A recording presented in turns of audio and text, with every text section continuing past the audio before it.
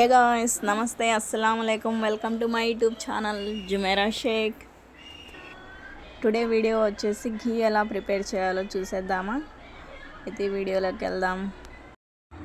ఈ బౌల్లోది వచ్చేసి మేగడ అండి. మనం పాలు కాగబెడతాం కదా, పాలు కాగబెట్టి కొంచెం పెరుగేస్తే తోడుకుంటుంది. దాని మీద వచ్చే పెరుగు మీద ఉండేది మేగడ.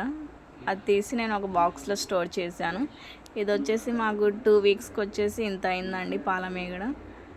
ఇది వచ్చేసి వెన్నపూస చేద్దామనేసి మిక్సీ పడుతున్నాను.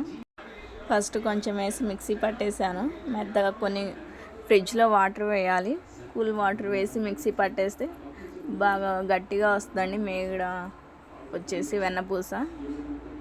ఇది వచ్చేసి ఒక గిన్నెలో తీసి ఇంకొంచెం మిగిలింది కదండి, అది కూడా మిక్సీ పట్టేద్దాం, ఇంకా అయిపోతుంది.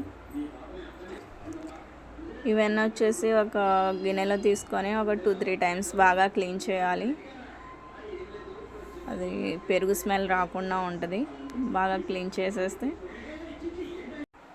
ఇంకా ఇవన్నీ వచ్చేసి మనం కాగబెట్టాలంటే సిల్వర్ కానీ స్టీల్ గిన్నెలో కానీ కాగబెడుతూ ఉంటాం. అదేమో ఎక్కువగా అడుగంటుకు ఉంటుంది. తొందరగా క్లీన్ చేయడానికి కూడా మనకి చాలా కష్టం అండి అది క్లీన్ చేయాలన్న గిన్నె. అలా కాకుండా నాన్ స్టిక్ గిన్నెలు ఉంటాయి కదండి, నాన్ స్టిక్ బాండి, కళాయి, అలా వాటిల్లో తీసుకొని మనం కాగబెడితే అస్సలు అడుగంటదండి.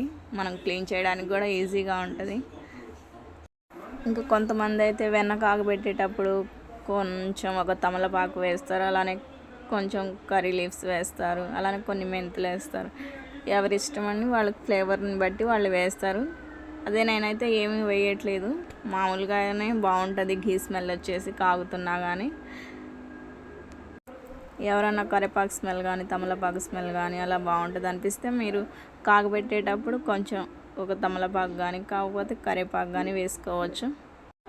ఇంకా వాటర్లో బాగా క్లీన్ చేసేసానండి. క్లీన్ చేయడం అయితే అయిపోయింది. ఇంకా స్టవ్ ఆన్ చేసేసి స్టవ్ మీద బాండి పెట్టేద్దాం.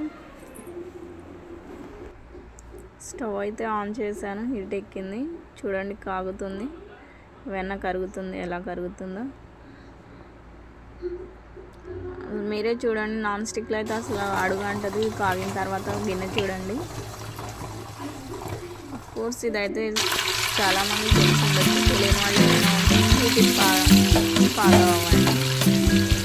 నాన్ స్టిక్లో కనుక కాగబెడితే వెన్న అస్సలు మనకి శ్రమ అనేది ఉండదండి డిష్ అనేది క్లీన్ చేయడానికి.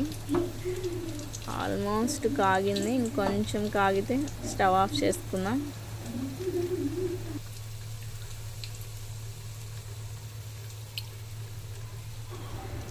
ఇంకా ఘీ అనేది ప్రిపేర్ అయిపోయిందండి. ఇంకా స్టవ్ ఆఫ్ చేద్దాం. కాగిపోయింది. స్మెల్ అయితే అసలు భలే వస్తుంది, ఘీ స్మెల్ అయితే.